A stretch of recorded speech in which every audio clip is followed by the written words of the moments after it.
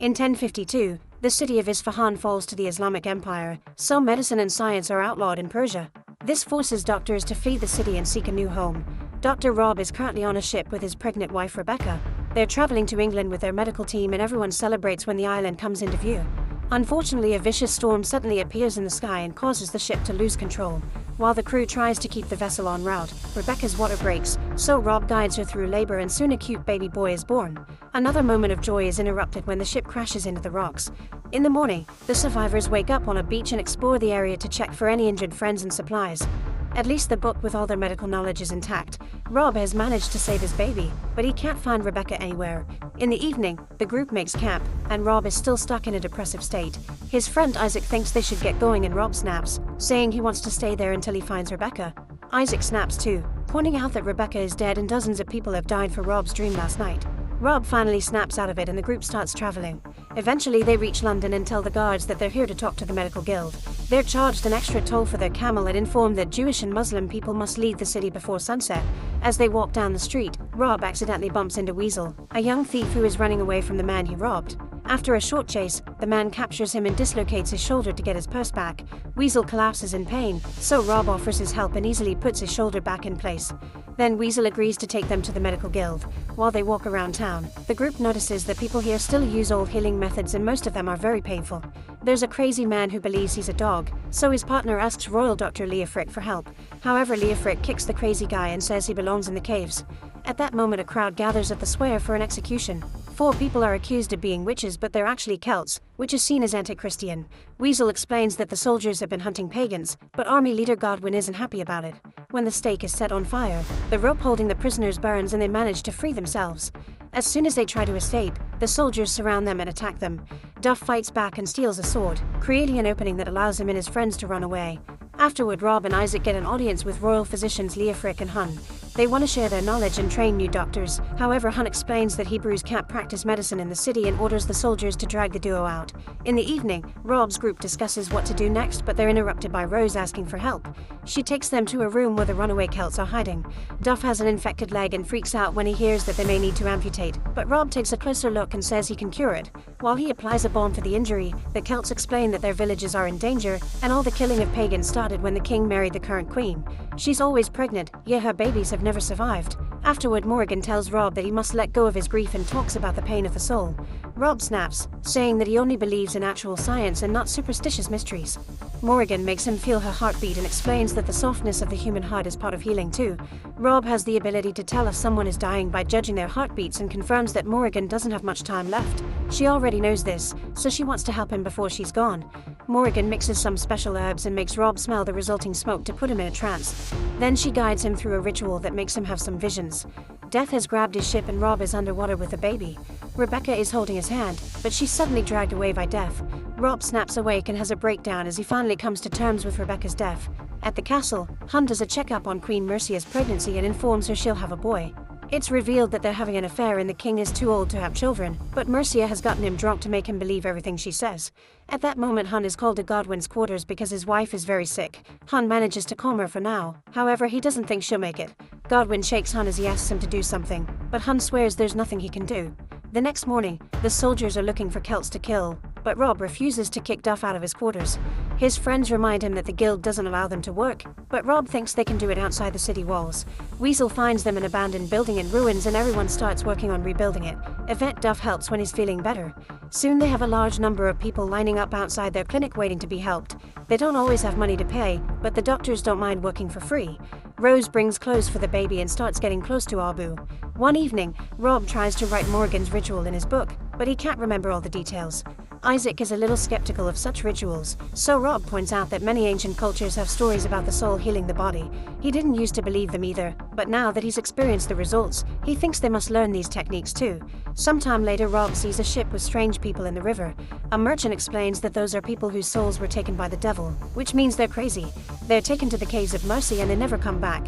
Meanwhile, Leofric complains because he's lost most of his clients to Rob's team.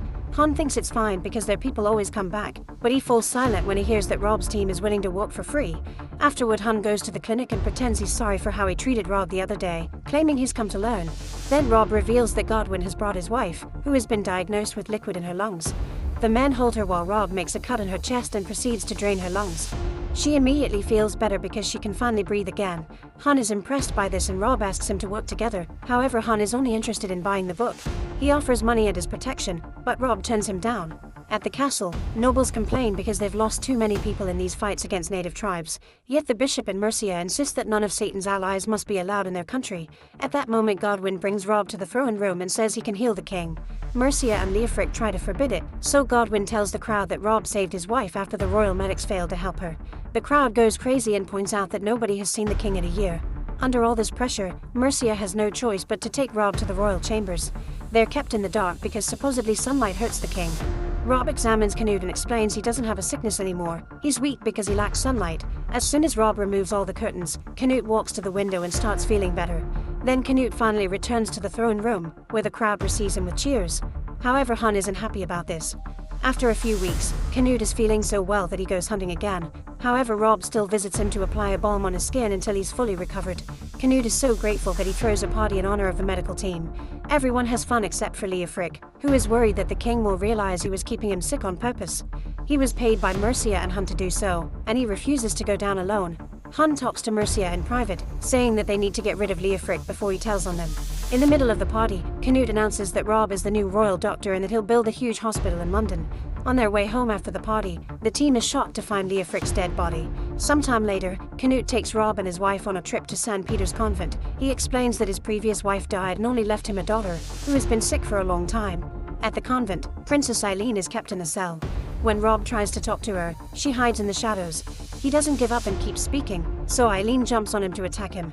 The nuns rush into the cell to pull her back and start an exorcism.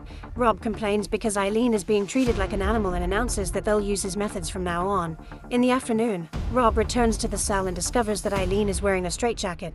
He immediately frees her and gives her an apple. Eileen threatens to throw it at him like she often does with the nuns, but she eats it instead. Then Rob shares the story of how he became a doctor to gain her trust. Eileen says that the devil is inside her and tells him to go, but he assures her that she doesn't and notices the drawings she's made on the wall. When he asks about them, Eileen starts trembling in fear, so Rob hugs her to calm her down. Later, Rob shows the copies he's made of Eileen's drawings. Canute explains that one of them is the mask of the Dance of Death. It's part of the court's entertainment. After a feast, the figure of Death comes in and takes everyone by the hand to show that death comes for everyone. However, when Rob asks about the drawing of a person with antlers, Canute refuses to discuss it. In the evening, Mercia tries to get dirty with Canute, who stops her to have a serious talk. He explains he was happy to see Leofric dead because of what he did to him, and swears to crush the bones of any person who tries to hurt him again. Mercia realizes that this is a warning. In the middle of the night, Mercia wakes up in pain and asks for her doctor, so Hun arrives in the morning. As soon as he's left alone with Mercia, she stops pretending to be in pain. They make a plan and Hun goes to the woods to look for a poisonous herb that he mixes with the king's balm. The following morning, Rob tells Godwin and Canute that he'll put Eileen in a trance to try to understand what is happening in her head, which sounds like witchcraft to Canute. Rob assures him it's a kind of healing before applying the balm. In the cell, Rob guides Eileen through the ritual that Morrigan taught him. Soon Eileen has a vision of death, a king with a sword, and a woman surrounded by people with masks. She starts repeating that the devil is here, so Rob has to calm her down. While waiting, Canute starts feeling very sick. Rob sees him from the window, so he interrupts the ritual with the intention to help, but the cell door is locked. Canute stares at Mercia and realizes she poisoned him before he drops dead. In London, the bishop tells the citizens that Rob killed Canute, claiming he was working for the Celts. The furious mob bursts into the clinic and starts killing the doctors while burning everything. The camel is so scared that it pulls its rope until it's free to escape. Abu rushes to get the baby, hiding him in his clothes. Isaac tries to protect the book, but Hun stabs him in the arm and steals it anyway. On his way out, Hun is blocked by Duff, so he makes his soldiers distract him while he runs. Weasel is waiting by the door and makes him trip to take the book back. After Abu helps Isaac with his wound, they run away with Duff, Weasel, and the book. Unfortunately, the army surrounds them and Hun takes the book again. Rob and the 4 survivors are put in cages while Rose watches from the shadows. At the castle, the bishop announces that Mercia will rule until her child is born. The nobles point out that Eileen is still alive and they don't believe the sickness story because they haven't seen her in years. Mercia agrees to bring them proof. Godwin travels to the convent to get Eileen, and she's so happy to be outside again that she rings the bell. When she gets too close to the edge of the balcony, Godwin hesitates for a second before pulling her back. After Godwin returns to the castle, he tells Mercia that Eileen self-deleted. Mercia passes the news to the nobles before she starts feeling contractions. 12 hours later, the baby still hasn't been born. Out of desperation, they call Rob for help. Rob asks for his friends and son to be released and a promise that they won't be hurt, so Hun agrees. Rob then asks Hun if he poisoned the king under Mercia's orders, so Hun tries to distract him. Rob takes the chance to also ask for Eileen to be released under his care, and tells Godwin that he and God are the only witnesses to this promise. Then Rob examines Mercia and decides she needs a C-section. A few hours later, a baby girl is born. However, Mercia wants Rob to be executed anyway. Meanwhile, Rose sneaks into the barracks and takes the baby from Abu before going into hiding. When Godwin brings Rob, he frees him and his friends, asking them to find Eileen in the Caves of Mercy so she can properly rule the country. The soldiers notice the empty cages and start searching for the prisoners. General Harthacnut stays to scold Godwin, who tells him that Mercia killed Canute.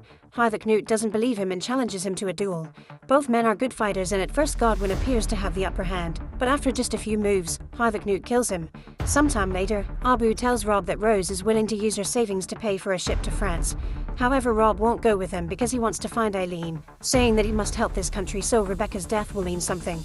Weasel, Abu, and Duff decide to help him while Rose stays in a village with the baby and Isaac, who is still recovering. At the castle, Mercia is crowned after presenting the baby to the nobles. Harthacnut receives news of the team's trip. Eventually, Rob's group arrives at the Caves of Mercy. At first the place appears empty, but when the group starts exploring, the crazy people come out of hiding. A woman gets ready to hit them with a rock, but Rob stops her with kindness.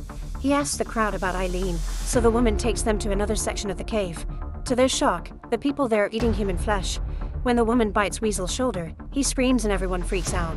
The crazy people start chasing them, so the team climbs a wooden structure and kicks any person who comes after them. After some struggle, they run into another cave. Rob sees the man who acts like a dog and asks him about Eileen. The man makes him hold his leash and takes him further into the cave, where Eileen throws rocks at him. Rob approaches her carefully and she hugs him when she recognizes him. The team quickly takes her out of the cave and she feels better in the sunlight. Meanwhile, Harthacnut and his men arrive at the village and capture Rose, Isaac, and the baby. They're taken to the castle and Mercia threatens to kill the baby if they don't tell her where Ron is. Isaac explains that he's looking for the princess, but Mercia laughs because she still thinks Eileen is dead. Moments later, the team arrives at a Celtic village, only to find the place burning down. Duff helps an old couple dig a grave for their dead son while Rob asks about Morrigan. He learns that she's already left with the other refugees. When the elderly couple realizes that Eileen is the lost princess, they kneel for her. In London, Harthacnut tells Mercia that there are rumors of the Celtic villages coming together to fight because the princess is among them.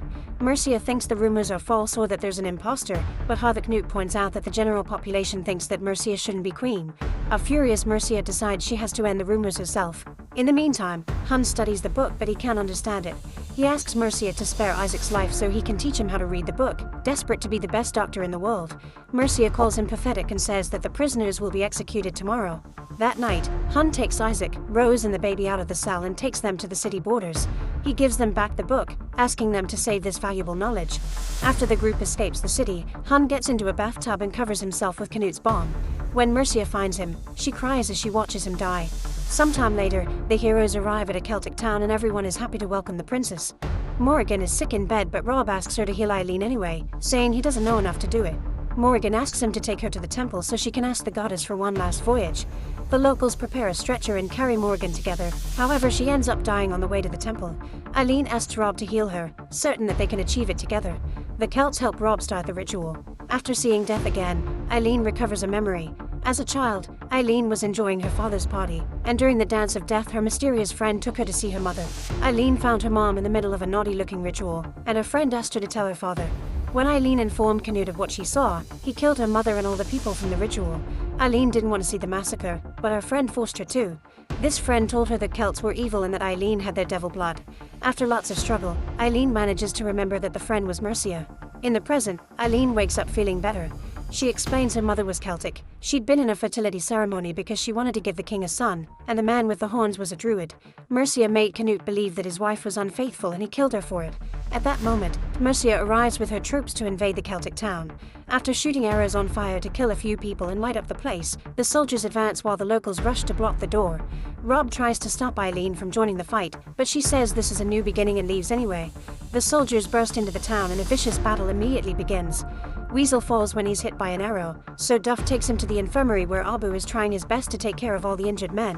When he opens Weasel's shirt to look at the wound, they discover he's actually a girl. Dozens of people drop dead on both sides, but everyone freezes when Eileen appears with a sword and shield. Mercia tells her men to kill the imposter, but nobody moves. Then Eileen shares what Mercia did to her parents and announces she's here to claim the throne in the name of peace as both Celt and Christian. The crowd kneels as Eileen reminds everyone that her parents married precisely to unite both cultures, and even how the Knud and the bishop decide to accept her as the true queen. Mercia falls on her knees crying, so Eileen approaches her thinking she's repenting. However, Mercia is acting and quickly stabs her. Then she announces she's killed the half-blood, so the archers quickly kill her with arrows. Rob rushes to Eileen's side and checks her heartbeat to confirm she'll survive. Afterward, Eileen returns to London as the legitimate queen, and even the camel welcomes her with a cheer. Years later, Rob adds a chapter on the importance of mental health to the book.